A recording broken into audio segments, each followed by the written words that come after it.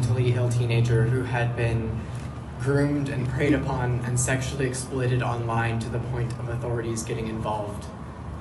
I spiraled into a hatred of myself and my body and was told that it was just because I was a boy born in the wrong body and that this would fix me.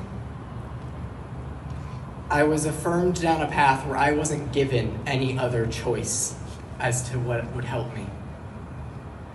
The very first medical intervention I ever had was a double mastectomy at 16. And then a few months later, I was put on testosterone. I'm now 21, and I will live with the impacts of that so-called care for the rest of my life.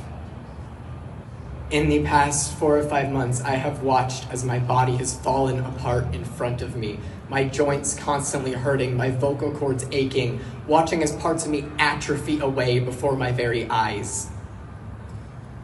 And yet at 16, they looked me in the eyes and they told me this was care. They told me it would save me.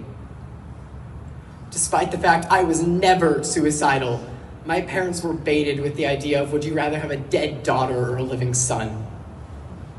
Bullied into going along with it, their biggest crime being trusting those who they thought took an oath to do no harm. It's not about hate, detransitioning. It never has been. It's about keeping kids whole. I've worked with children. I've seen them explore the world, and I've seen that magic that they have. And doing something like transitioning them takes that away.